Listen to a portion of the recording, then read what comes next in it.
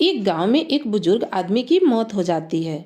उसके बेटों, सगे संबंधी और गांव वालों ने मिलकर उसके अंतिम यात्रा की तैयारी की।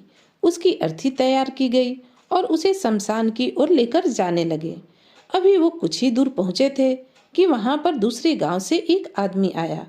उसने उस अर्थी को लेकर जा रहे 4 आदमियों में से एक का पैर पकड़ लिया और सबसे कहने लगा कि ये आदमी जो मर चुका है, उसने मुझसे 20 लाख रुपए उधार लिए थे और जब तक मुझे पैसे वापस नहीं मिल जाते, मैं अर्थी को आगे नहीं जाने दूंगा।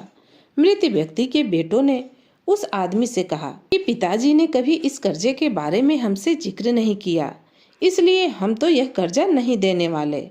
जब बेटों ने ही मना कर दिया तो उस मृत व्यक्ति के भाइयों ने भी कहा, जब बेटे ही मना कर रहे हैं तो हम भी इस कर्जे की जिम्मेदारी नहीं लेने वाले। शमशान यात्रा में शामिल कोई भी आदमी पैसे देने के लिए राजी नहीं हुआ। दूसरे गांव से आए आदमी ने अर्थी को आगे भी नहीं जाने दिया, जब तक कि इस घटना की खबर घर की महिलाओं तक न पहुंच गई। मरे हुए आदमी की एक बेटी थी।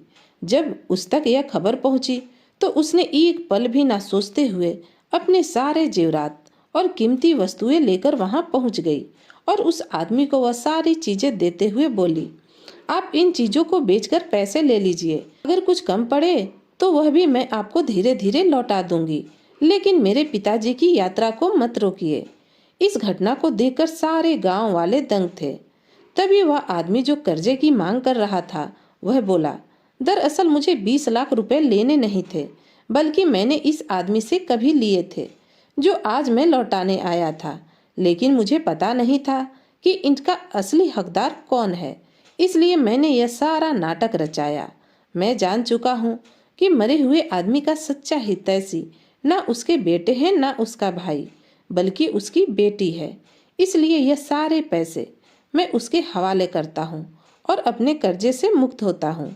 थोड़ी ही देर में जो घटना घटित हो चुकी थी, उसके बेटों के, भाइयों के और बाकी सारे रिश्तेदारों के सर में से सिर झुक गए। इसलिए हमेशा दुआ करना चाहिए कि हर किसी को एक बेटी जरूर हो, क्योंकि बाकी सब तो माता पिता की दौलत को अपना समझते हैं, लेकिन बेटियां माँ बाप को ही अपना दौलत समझती है।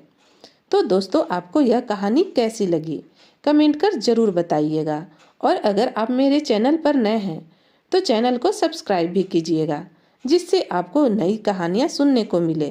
तो फिर मिलती हूँ एक नई कहानी के साथ। तब तक के लिए राधे राधे।